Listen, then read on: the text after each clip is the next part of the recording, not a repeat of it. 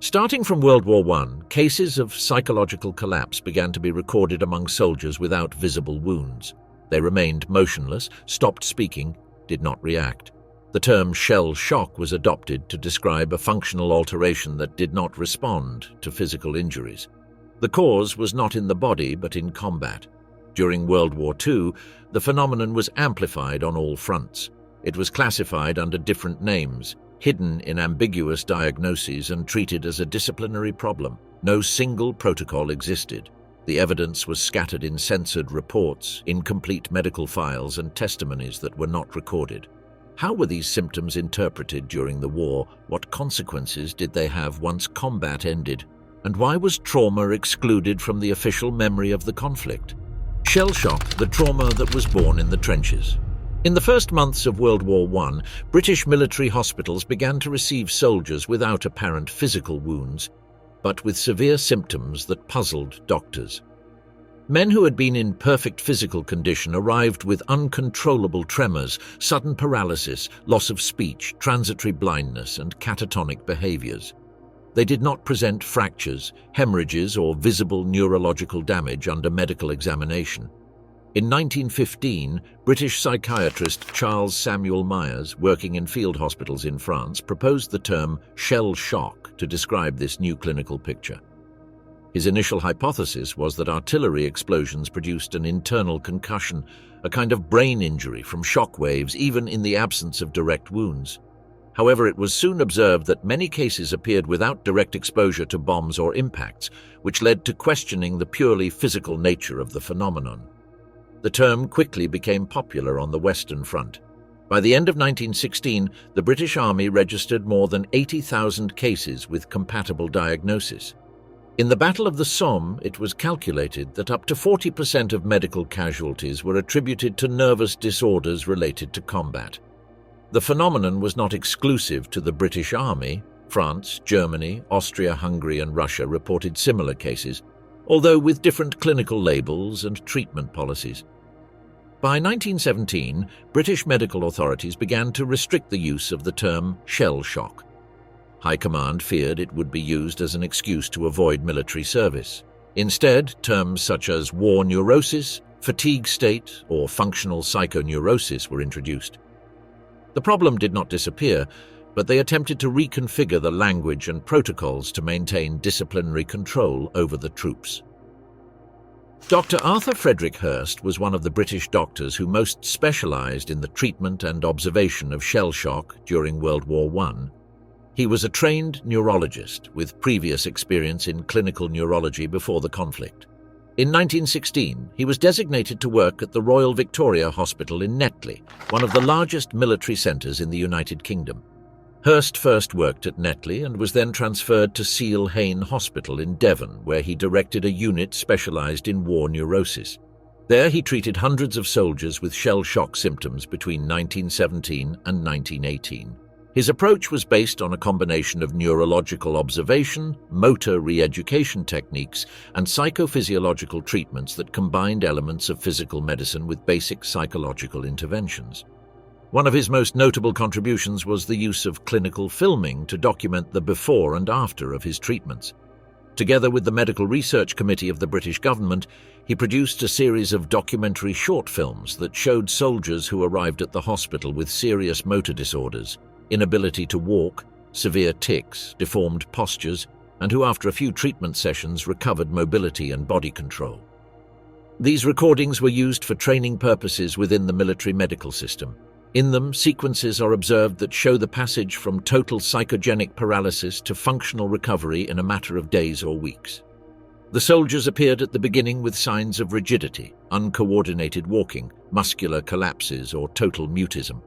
Subsequently, they were seen performing daily tasks, walking normally, or marching in formation. The shell shock symptoms observed and classified by Hurst and other military doctors of the time could be divided into several clinical categories. Motor disorders included paralysis of limbs without structural damage, hand tremors, muscular rigidity, inability to walk or stand. These symptoms were the most evident and the most recorded in medical filming. Language disorders encompassed functional mutism, sudden stuttering, inability to pronounce certain words or phrases, total loss of speech. In many cases, soldiers responded with signs or gestures but did not emit audible sounds. Sensory disorders included loss of vision without ocular damage, functional deafness, loss of smell or taste, often accompanied by hypersensitivity to noises or physical contact. Psychomotor crises manifested as panic attacks, spasmodic movements, sudden falls, catatonic rigidity.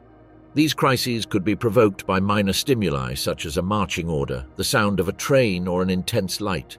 Persistent psychic symptoms included chronic insomnia, recurrent nightmares, constant anxiety, states of permanent vigilance, depersonalization. Although not always visible, these effects were lasting and affected the reintegration of soldiers after treatment. Arthur Hurst developed a range of therapeutic methods that combined elements of neurology, physiotherapy, and basic psychotherapy. In select cases, he used light hypnosis techniques to unblock motor or speech functions. This technique was applied in brief sessions under controlled clinical conditions. He also employed direct suggestion through clear, firm, and direct instructions, sometimes with an authoritarian tone, to induce the patient to move a limb or repeat a word. Physiotherapy and muscular re-education included progressive exercises to recover mobility. These encompassed assisted walks, hot baths, massages, passive and active stretching. Theatrical and occupational exercises integrated movements with simulated contexts, such as marching, writing, or manipulating tools. Creative activities that required sensorimotor coordination were also encouraged. Seal Hain, unlike other military hospitals, offered a low military pressure environment with an environment without strict hierarchies, relaxed uniforms, and less discipline. Hurst considered that reducing military pressure was key to the recovery process. The effectiveness of treatments was not evaluated with rigorous quantitative standards, but the filmed results showed visible progress in many cases. The clinical findings and procedures documented by Arthur Hurst had an indirect impact on British military medicine during World War II. While the term shell shock was officially discarded in the 1930s, its symptoms reappeared under other names such as battle fatigue, war neurosis, or combat stress reaction. During the conflict from 1939 to 1945, the PI method was adopted by the Allies for the treatment of psychological trauma. This approach, which consisted of treating soldiers near the front as soon as possible and with the expectation of rapid recovery, was in line with the principles promoted by Hurst at Seal Hain, although applied with greater military systematization. Vasily Grossman, the chronicler who lost his soul. Vasily Semyonovich Grossman, born in 1905 in Berdychev, Ukraine, was originally a chemical engineer who in the early 30s began to publish narrative texts and stories in Soviet magazines. His initial work gave him visibility within the cultural apparatus of the regime, which facilitated his integration as an official correspondent for the Red Army newspaper Krasnaya Zvezda after the beginning of the German-Soviet War in June 1941. Grossman was assigned to the active front from the beginning of the German invasion. Unlike other journalists who wrote from the rear or from Moscow, he specifically requested to work on the front line of combat. For more than 3 years, he was a direct witness to the Soviet advance and some of the most important battles of the Eastern Front. His official accreditation allowed him to travel with the troops, interview officers and soldiers, and send chronicles that passed through the review of the military editorial committee. During the war, he signed hundreds of articles for Krasnaya Zvezda. His work was characterized by physical proximity with the combatants.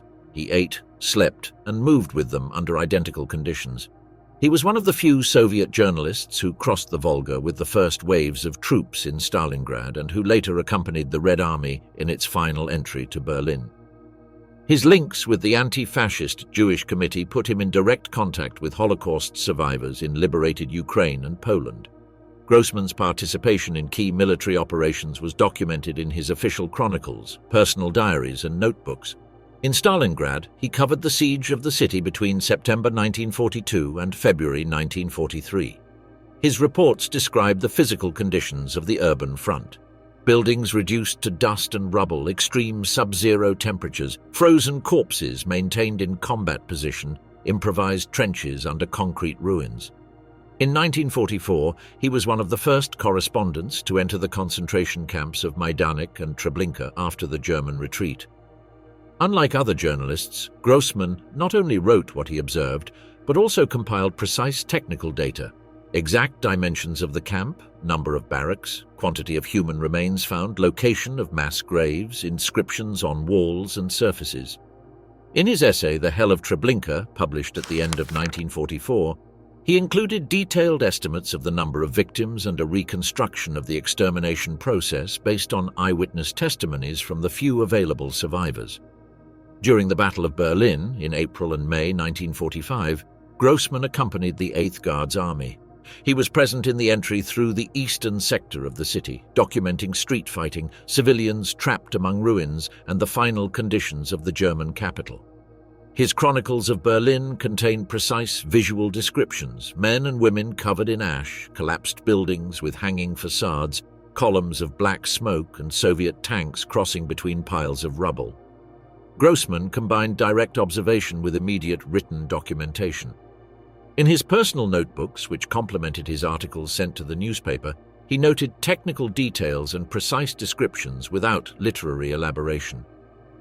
In Stalingrad, he wrote about the mixture of snow, coagulated blood, and ashes on the ground of the streets. He described how soldiers warmed their hands over burning metal drums placed among the corpses of fallen comrades.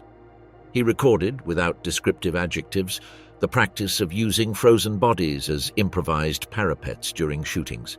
In Treblinka, he noted the exact disposition of the gas chambers, the precise location of the open-air crematoria, and the approximate volume of bone remains visible among the rubble of the camp. He documented the thickness of the brick walls, the marks on the ground of the human rows, and the persistent stench of the open pits that remained in the air. Instead of metaphors or comparisons, his notebook indicated figures, measured distances, and direct sensory observations. In Berlin, he wrote about buildings with completely collapsed facades, marble stairs that led to empty basements, and disoriented German civilians walking among clouds of smoke. A woman pushed a stroller without wheels over the rubble. An old man slept sitting on broken bricks. He mentioned that the only continuous sounds were the humming of Soviet electrical generators and the constant crackling of glass breaking under the steps of soldiers and civilians. The evolution of Grossman's texts during the war is perceptible in several objective aspects of his style and content.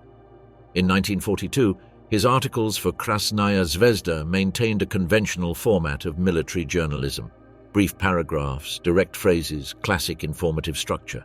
He reported on front advances, flanking maneuvers, and heroic resistance of the troops. He quoted official war reports and command declarations, maintaining the normative style of the Soviet military press. As the war progressed, his writing became more extensive, denser, with subordinate phrases and more prolonged and detailed descriptions. In 1943, his chronicles from Stalingrad began to include more graphic details: faces frozen in expression of fear, coagulated blood on torn uniforms, and abandoned weapons next to human remains in combat positions. In 1944, upon entering Treblinka, his narrative adopted an almost inventory-like technical structure: lists of found objects, counting of shoes, dresses, false teeth. The precision of the descriptions gave way to a sensation of quantitative accumulation, which reflected the volume of the crime without need for emotional or moral qualifiers. By 1945, during the Berlin campaign, his texts reflected notable stylistic fatigue. Longer paragraphs, chaining of scenes without narrative conclusion, and a repetition of concrete terms such as dust, ruin, ash, disappeared. Although explicit emotional elements were not included, the continuity of similar images, the insistence on material details, and the omission of any celebratory tone marked an objective change in his way of writing. Some of Grossman's reports were not published in their entirety by the editorial committee of Krasnaya Zvezda. The documented reasons were his tendency to focus on individual persons, civilians, and victims, instead of limiting himself strictly to military facts and Red Army achievements. In certain reports about occupied Ukraine, his insistence on highlighting the systematic extermination of Jews as a specific ethnic group was not accepted by the editorial apparatus of the Red Army. Fragments of the report on Treblinka were modified to eliminate specific mentions of Jewish victims as a collective, being substituted by more generic expressions such as Soviet citizens or victims of German fascism. In his chronicles of Berlin, Passages were suppressed where he described the state of homeless German children, malnourished elderly, and women who begged for food among Soviet soldiers in the destroyed streets. A complete chapter of his coverage in Stalingrad was rejected for showing Soviet soldiers exhausted, disoriented, or traumatized by prolonged combat. The text was archived without reaching printing in the newspaper. It was not that Grossman denounced anything specific, he simply included direct descriptions that deviated from the rhetoric of unbreakable heroism and high morale of the troops. The censorship applied to his texts was not total, but it was constant. It was applied in key sections, eliminating individual emotion, minimizing descriptions of personal suffering, suppressing observations that did not align with the official discourse of inevitable victory and heroic collective sacrifice. The archives of his private correspondence and personal notes demonstrate that many of these editorial cuts were made without prior consultation with the author. Audi Murphy, the legend with chronic insomnia. Audi Leon Murphy was born on June 20, 1925 in Kingston, Texas. Orphaned of his father at 15 and with his mother deceased shortly after, he abandoned school in 5th grade to support his younger siblings. In June 1942, with barely 17 years old and after falsifying his age with help from his sister, he was admitted to the United States Army after having been rejected by the Navy and the Marine Corps for low weight. In a short time, he was assigned to the 3rd Infantry Division, where he received basic and advanced military instruction. Murphy first fought in the Sicily campaign after the Allied landing of July 1943. He participated in assault operations in mountainous zones and urban resistance against German and Italian forces. In January 1944, he was deployed at the Anzio beachhead, where he remained weeks under constant enemy artillery attack, according to official army reports.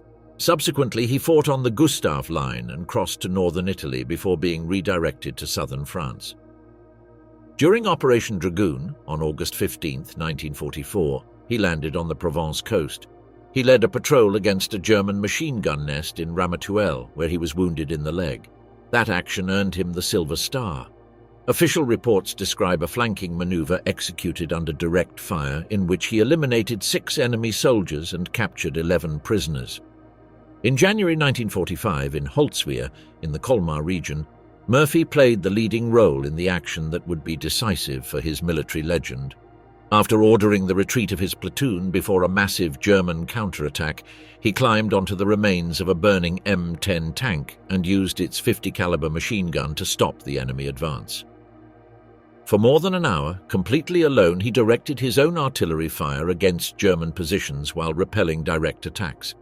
The operations report confirmed more than 50 enemies killed during this action. This episode was officially recorded in his decorations file as the foundation for the Medal of Honor, which he received in June 1945. In total, Murphy was awarded 33 decorations, including the Medal of Honor, Legion of Merit, 2 Silver Stars, 3 Purple Hearts, the French Croix de Guerre, and the Belgian Croix de Guerre. Military reports detail that Murphy received multiple distinctions for his conduct in combat during more than 240 days in direct combat, which represents one of the most intense exposures to enemy fire of the entire 3rd Division. The descriptions in his file do not include subjective elements, only recorded actions, precise dates, specific places, and testimonies from commanding officers. Starting in 1947, in statements to media such as the Dallas Morning News, Life magazine, and radio interviews, Audi Murphy described physical and mental symptoms that persisted since his return from the European front. He stated that he suffered continuous insomnia, inability to remain asleep more than 2 or 3 consecutive hours, and recurrent nightmares that led him to wake up abruptly in a state of alert. In at least 3 documented interviews between 1952 and 1961, he related that he slept armed, with a pistol under his pillow. He explained that it was a matter of security necessity, product of the constant sensation of being under potential threat. He did not mention specific fear of something concrete, but an automatic response of his body to any nocturnal noise or unexpected movement. Testimonies from fellow actors and friends, cited in authorized biographies, affirm that Murphy suffered startling episodes even during the day, avoided numerous social gatherings, and often requested hotel rooms that did not have windows accessible from the outside or balconies. In a 1955 interview, he publicly declared that he was not afraid of what he had lived in the war, but he was afraid of what the war had left in him. In 1947, the Department of Veterans Affairs issued a medical report on Murphy in which a picture of severe anxiety, repetitive nightmares, irritability, and uncontrolled startle reactions was documented. Although the concept of post-traumatic stress did not formally exist in medical classification, the diagnosis coincided with the criteria that would subsequently be established for PTSD. The report also mentions that Murphy had been prescribed sleeping pills and light tranquilizers, but that he showed dependence and side effects such as blurred vision, which led him to gradually leave them. In an appearance before the Congressional Veterans Committee in 1958, he presented himself as an exemplary case of a veteran with persistent trauma. The session report records his declaration that there were days when he woke up before dawn, not because he had something specific to do, but because his body was trained to survive bombardment. Murphy received a 60% permanent disability rating from the Department of Veterans Affairs, one of the highest for a veteran without amputations or visible neurological wounds. This rating was based exclusively on psychological symptoms and their impact on daily life. In 1955, Audi Murphy starred in the film To Hell and Back, based on his homonymous autobiography published in 1949. In this Universal Studios production, he interpreted his own role, recreating combat scenes, ambushes, and wounds received during the war. While the script softened certain scenes to adapt to commercial cinema standards of the time, Murphy insisted on maintaining some moments of emotional tension that reproduced his real memories of combat. Unlike other actors interpreting military roles, his participation was not from fiction. It was a physical reunion with the scenarios of his traumatic experience. Film technicians mentioned that in several scenes, his reaction to simulated gunshot noises was genuine and not acted, and he asked for repetitions to maintain emotional control during filming. In interviews about the film, he stated that making it had served him as a way to get some images that pursued him out of his system. Although he did not use the term therapy, he made clear that reliving his story in front of cameras had a personal purpose beyond commercial entertainment. Throughout his cinematographic career, Murphy starred in more than 40 films, most of the Western or military genre. In them, he usually interpreted taciturn, reserved characters with violent past or war experience. These films were a consistent means to keep active the narrative of his experience and to make visible the figure of the psychologically affected veteran in an era when war trauma was not recognized as structural pathology. Guy Sajer, youth broken between trenches. Guy Sajer, pseudonym of Guy Mouminou, was born on January 13, 1927 in Paris, of German mother and French father. In 1942, with barely 15 years old, he was recruited by the Reichsarbeitsdienst, mandatory work corps for young people in territories occupied by Germany. His ambiguous nationality and his residence in Alsace made him a candidate for German military service. Later, he volunteered to join the Panzer Grenadier Division Grossdeutschland, an elite unit deployed on the Eastern Front.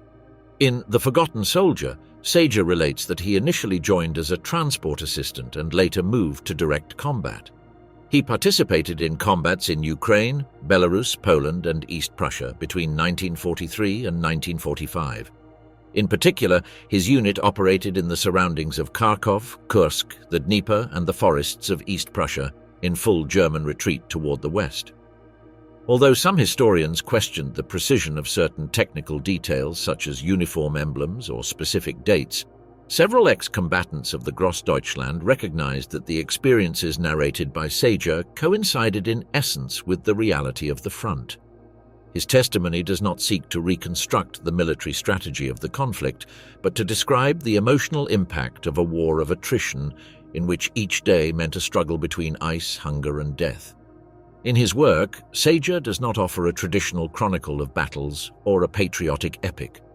His narration focuses on the experience of the body and mind exposed to the extreme without epic or ideological purpose. From the first pages, he describes the transformation of his youth into a routine of exhaustion where they ate little, slept badly, and never knew if the next day would come.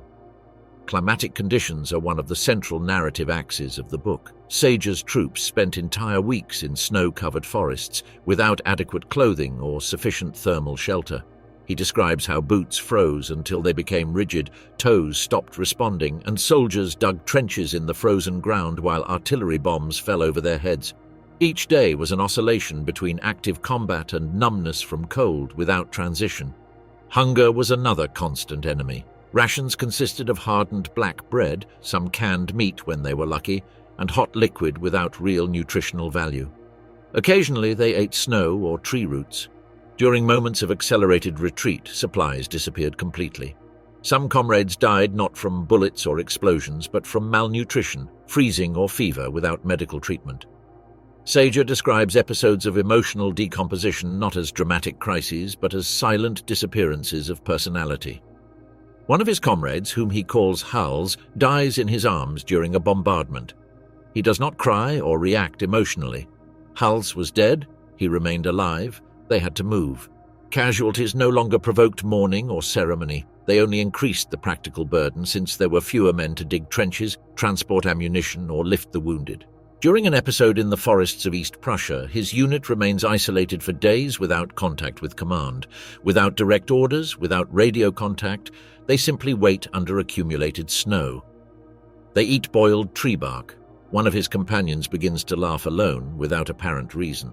Another sings a German Christmas carol under his breath during an entire night. Sajer observes all this with the coldness of a witness stripped of empathy. He himself confesses that he no longer knew who he was, nor why he was there. He could have been Russian, French, or German, it did not matter. He only wanted to keep crawling forward. On one occasion, he relates having crossed a village destroyed by bombardments. Inside a burned house, he found the frozen remains of a complete civilian family. He looked fixedly at the faces for several minutes without understanding why he could not look away. Then he continued walking as if nothing had happened. That is one of the most disturbing moments of the book, not the act itself, but the total absence of emotional reaction. He also describes moments of total spatial confusion, marches in the fog where they did not know if they were approaching their lines or the Soviet ones, nocturnal combats in which enemy and ally could not be distinguished until direct contact. At one point, his platoon gets lost among the ruins of an abandoned city and remains 2 days entrenched in basements without receiving orders or contact. No one spoke, no one asked. They were armed shadows, waiting for a signal to die. The Forgotten Soldier was first published in French in 1965. Its success was immediate in France. Critics valued it as one of the first non-ideological testimonies about the experience of the German common soldier on the Eastern Front without propaganda or political justification. In West Germany, the reception was more complex. The memory of the war remained divided between those who preferred to turn the page and those who demanded uncensored accounts. In 1967, the German version was published, and various readers identified the narrated conditions with their own experiences of the Eastern Front. The president of the Veterans Association of the Grossdeutschland Division, Helmuth Später, initially doubted the authenticity of some data, such as the chronology of certain battles, but later recognized that the book faithfully reflected the emotional climate of the front. Sajer himself responded that he was not a historian, and that the imprecisions were the reflection of the real disorientation he suffered in combat. The book sold millions of copies, was translated into more than 20 languages, and was used as reference in military history manuals. In the United States, it was adopted by the U.S. Army Command and General Staff College as reading material about soldier conditions in extreme environments. The testimonial character of the book made it an unavoidable reference, not for its documentary accuracy, but for the emotional fidelity of its account. Leo Itinger, the psychiatrist who studied what no one wanted to look at. Leo Itinger was born on December 12, 1912 in Lomnice in former Czechoslovakia. Of Jewish origin, he trained as a doctor at the University of Brno and emigrated to Norway in 1939, fleeing the growing anti-Semitism in Central Europe. In Norway, he worked as an assistant doctor in the locality of Bodo until, in 1940, the Nazi invasion left him in an illegal situation. As a foreign Jew, he lost his medical license and was forced to live in hiding. On February 24, 1943, he was arrested in Oslo and deported along with more than 760 Norwegian Jews on the ship Gotenland. The destination was Auschwitz, which he reached in conditions of extreme overcrowding. Of that transport, only 23 people survived. Itinger was one of them. In Auschwitz, Itinger was assigned as an assistant in the Revier, the camp infirmary. Although he did not give explicit details about his specific role there, documents from the Norwegian Red Cross and subsequent medical testimonies indicate that he contributed to saving lives through basic medical interventions, even lacking adequate resources. His destiny changed with the evacuation of the camp in January 1945. He was forced to march toward Buchenwald in the so-called death marches. He arrived in critical condition, but managed to survive until the liberation of the camp by Allied troops on April 11, 1945. The experience in both concentration camps, the systematic extermination in Auschwitz and survival in extreme conditions in Buchenwald marked the starting point for his future scientific career. After the war, Itinger returned to Norway in 1946. He revalidated his medical degree and resumed his work at the Ronvik Psychiatric Hospital. In 1950, he was admitted to the University of Oslo, where he developed his academic career. In 1966, he became full professor of psychiatry and head of the psychiatric clinic of the University of Oslo, where he remained until his retirement in 1983. From the beginning, he oriented his research toward a central question: how extreme trauma affects the psychic apparatus in a persistent way. He did not theorize from philosophy nor from ethics, but from direct clinical observation. His first serious study focused on refugees, many of them survivors of camps, displaced persons, or ex-combatants. He was a pioneer in linking severe mental disorders not with genetic predisposition, but with prolonged exposures to events of massive violence. In Norway, he faced initial resistance. Psychiatry still saw trauma as a temporary episode, not as a structural cause of lasting mental illness. Itinger was among the first to prove the contrary through empirical observation and longitudinal records of patients over decades. In 1964, he published the report Concentration Camp Survivors in Norway and Israel, clinically comparing two groups of concentration camp survivors. The study encompassed 171 patients, 102 Norwegians and 69 Israelis. His methodology was strictly medical, structured interviews, psychometric tests, temporal follow-up of specific symptoms. The results showed that even 15 to 20 years after liberation, 40% of patients suffered chronic anxiety, persistent insomnia, panic attacks, and somatic disorders without identifiable organic cause. Additionally, elevated rates of reactive depression and recurrent suicidal thoughts were recorded. Itinger observed that symptoms did not depend on previous psychiatric antecedents nor on social class. They were directly related to the intensity of the experience lived in the camps. His study was one of the first to contradict the predominant view that psychological traumas were psychogenic, that is, born exclusively from the mind. What he showed was that a specific post-traumatic structural reaction existed, with common patterns among subjects of different nationalities, ages, and cultures. In 1973, he published another fundamental study, Mortality and Morbidity After Excessive Stress, which demonstrated how Holocaust survivors not only suffered more mental disorders, but also cardiovascular, gastrointestinal, and neurological diseases in significantly higher proportion than the general population. From this empirical base, he proposed a clinical framework to categorize these patients as victims of a special type of traumatic affection. Leo Itinger identified a constellation of persistent symptoms that affected concentration camp survivors. The most recurrent were classified in specific categories. Survivor guilt was not legal or moral guilt, but psychic. Many patients wondered why they had survived while family members, friends, or strangers did not succeed. This guilt derived in self-devaluation, avoidance of human relationships, social withdrawal, and, in some cases, obsessive disorders. Chronic anxiety persisted even in conditions of total security. Patients maintained a constant state of alert. Itinger described it as permanent hypervigilance, muscular tension, breathing difficulties, nocturnal startles, profound insomnia that resisted pharmacological treatment. Depersonalization was another recurrent symptom. Many survivors reported not recognizing themselves. They felt alien to their own body or as if their emotions had completely disappeared. The inability to feel joy, desire, or affection was common. Some described it as having remained emotionally frozen, incapable of connecting with positive sensations. Itinger introduced the concept of late trauma. clinical manifestations that appeared decades later, triggered by minimal factors such as an odor, news, a minor illness. In several cases, patients denied having been affected by their experience in the camps until they collapsed emotionally years later without apparent cause. All these symptoms were recorded with clinical precision, excluding metaphorical or philosophical interpretations. The data came from structured clinical interviews, neurological analyses, biochemical studies, and standardized psychiatric measurement scales. The importance of Leo Itinger lies in that he transferred extreme suffering to a clinically verifiable medical framework. His work precedes the modern definition of post-traumatic stress disorder, officially introduced in the DSM-3 in 1980.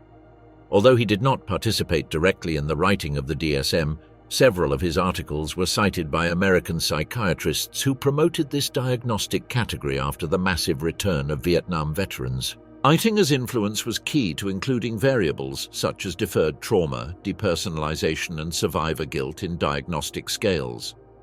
In parallel, he collaborated with Israeli institutions in the systematization of clinical archives of Holocaust survivors. He was a consultant to the World Health Organization, which in 1992 included in the ICD-10 the category Enduring Personality Change After Catastrophic Experience, based directly on his diagnostic criteria. Itinger did not limit himself to the case of Nazi camps. He also studied political prisoners from the Soviet Gulag, Vietnamese refugees, and victims of military repression in Latin America.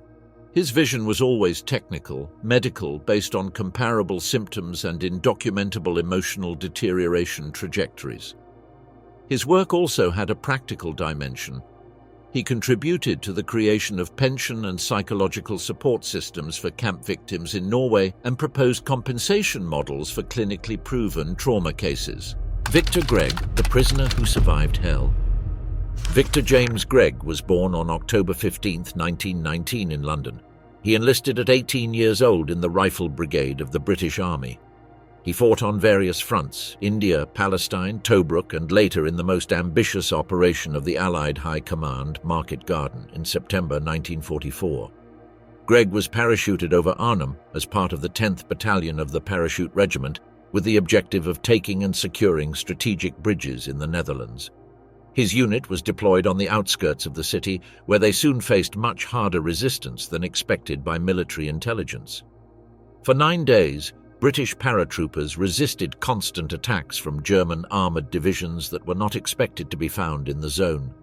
Gregg describes these combats as an organised massacre where many soldiers were shot down in narrow streets, residential gardens, and urban basements. Finally, with their ammunition exhausted and without reinforcements, Gregg was captured by German troops along with hundreds of surviving paratroopers. After his capture, he was registered as a prisoner of war according to the Geneva Convention, although his situation worsened shortly after. He was transferred to Stalag 11B and later, along with other prisoners, assigned to forced labor in a soap factory in Dresden.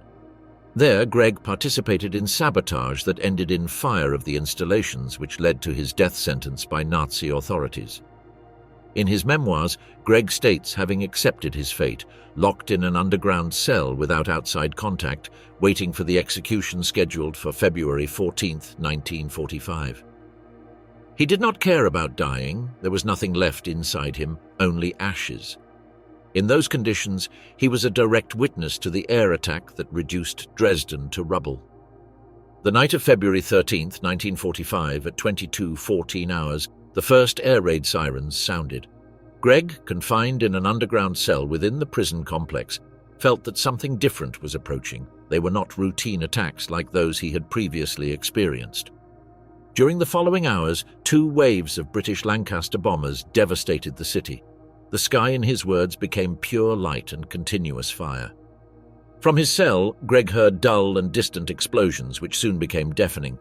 He felt the air disappear from his lungs. Atmospheric pressure threw him against the stone floor. Metal doors creaked. Brick walls vibrated as if they were made of paper. Through ventilation cracks, he perceived the intense heat of the city in flames. The floor moved as if there were an ocean underneath, and then he understood he was inside hell. His testimony focuses on precise sensory experiences, the sound that seemed to drag the soul out of the body, the air that smelled of melted iron and burned flesh, the constant cracking of stone and concrete collapsing. He did not see the city from above, but felt its disappearance through sound and the trembling of the earth. When he left his cell the next day, the prison was partially demolished. What he found was a city reduced to burning embers. The roofs of adjacent buildings continued burning, and the bodies, aligned or dismembered, were scattered among the rubble of houses, schools, and hospitals. Gregg did not try to interpret what he saw. He simply recorded it as a sequence of physical facts, dense, almost immobile in their horror. During the years following his liberation in 1945, Victor Gregg led an apparently functional life. He worked as a merchant, transporter, and mechanic. He married and had children. But his subsequent account reveals that he never recovered normal sleep. He slept with a pistol under his pillow, and if someone knocked on the door at night, he felt the ceiling was falling on him. Starting in the 1980s, Gregg began to present episodes of dissociation, persistent insomnia, and severe anxiety crises. He was diagnosed with symptoms compatible with post-traumatic stress disorder, although he rejected defining himself clinically or accepting pharmacological treatment. In subsequent interviews, he related episodes of voluntary isolation, rejection of prolonged social contact, and a compulsive need to keep doors locked. For decades, he avoided narrating his memories of Arnhem and Dresden. Only after his wife's death did he encourage himself to speak publicly about his experience. Starting in 2010, Victor Gregg actively participated in public talks, television interviews, and publications. His most outstanding collaboration was the book Rifleman, A Frontline Life, 2011, written together with Rick Stroud. There he reconstructed his life without rhetorical ornaments, in direct language, where facts have priority over any subsequent analysis or political interpretation. Between 2012 and 2018, he offered interviews to BBC, ITV, and independent documentaries. In them, Gregg insisted that his intention was not to analyze the war, but to testify to what he lived from his exact place: the ground, the cell, the smoke. In 2015, he participated in the special World at War Revisited, where his testimony about Arnhem and Dresden was shown with a visual montage that respected his account without additional dramatization. Unlike other victims or combatants, Gregg never expressed desire for interpretation, neither political nor moral nor historical. He was not a philosopher, he was just there, he survived, but nothing more. He died on October 12, 2021, a few days before turning 102 years old. His testimony remains recorded as a raw memory of the senses: what is heard, what breaks, what does not let sleep for decades. John Steele, the paratrooper suspended between sky and memory. The dawn of June 6, 1944 marked the beginning of the most ambitious military operation of the century. While thousands of Allied soldiers prepared to land on the beaches of Normandy, hundreds of C-47 aircraft crossed the English Channel with an even riskier mission: to drop paratrooper troops behind enemy lines to cut communications, secure strategic crossings, and disorganize German defense from within. One of those zones was the small town of Sainte-Mère-Église, where everything went differently than planned. Located near the coast, the town became a key objective for its road network and its proximity to Utah Beach. Allied intelligence expected a minor German garrison and little civilian resistance, but a bomb had set fire to a house hours before, and its flames illuminated the central square just when the first paratroopers descended. German troops, alert due to the fire, opened fire against the soldiers falling from the sky. Many were hit before touching ground, others remained trapped in trees, roofs, or electrical cables. The sky was black, but the town was burning. In the middle of that confusion descended John Steele from the 82nd Airborne Division. His parachute was dragged toward the center of the town and got tangled in the church bell tower. He remained hanging several meters from the ground, suspended by the straps, without possibility of moving or defending himself. From there, he observed for hours what no training could have anticipated. He saw companions die in the air. He heard shots, explosions, screams, all while pretending to be dead, trying not to move or breathe heavily. The scene was brutal. The body was intact, but his nervous system was already activating survival mechanisms that would never completely turn off. When he was rescued, he presented no injuries. He was classified as unharmed, re-equipped, and returned to action. He continued fighting for days, completed his mission, and returned to the United States after the end of the war. He was never again in combat. He did not ask for medical attention. He did not speak openly about what happened. But those who knew him knew that something had changed. In appearance, Steele led a normal life. He returned to his hometown, worked in different trades, and avoided calling attention. For years he was a discreet citizen until his story began to circulate among military chroniclers and Normandy veterans. The account of a soldier hanging from the bell tower, pretending to be dead during an aerial ambush, became one of the most remembered images of D-Day. Sainte-Mère-Église converted him into a symbol of liberation. A mannequin hangs to this day from the same place where he was trapped, reminding all visitors of the night when the sky became a trap. But what is commemorated as a heroic act had lasting internal consequences. Although he was never diagnosed, Steele presented symptoms that today are recognized as characteristic of post-traumatic stress disorder, chronic insomnia, hypervigilance, intense reactions to sensory stimuli, and evasion of environments linked to the traumatic episode. He avoided churches. He was startled by certain sounds. He slept with the light on. He never spoke about the bell tower scene except in general terms, and preferred not to attend commemorative events. Unlike soldiers wounded by weapons, his wound was not evident or recordable. But it was there, a permanent activation of the alert system, which did not respond to real threats, but to a memory installed in the deepest part of the body. Time had passed, but his mind remained suspended that dawn, defenseless and in silence, waiting for the danger to end. In the 60s, his case became better known thanks to historical reconstructions and the film The Longest Day, which recreated his experience. Although he did not participate directly in the filming, he allowed the use of his story. But it was not a pleasant experience. He never felt comfortable with his image converted into a symbol. There was no pride, nor rejection, only an emotional distance that allowed him to move forward without reliving what he could no longer process. He died in 1969 at 56 years old from hepatic complications. He left no memoirs or extensive recordings, only a series of indirect testimonies and memories shared by those who knew him. Sainte-Mère-Église preserves his figure hanging from the bell tower. But the true memory is not in the height, but in what he could not say. His body descended that night, but his emotional system never completely touched ground.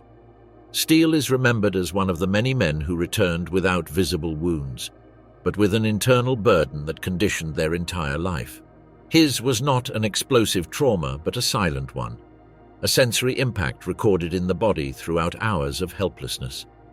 It is the type of wound that leaves no scar, but that transforms the nervous system forever. In him, combat did not end upon stepping on ground. It continued night after night in the struggle to rest again.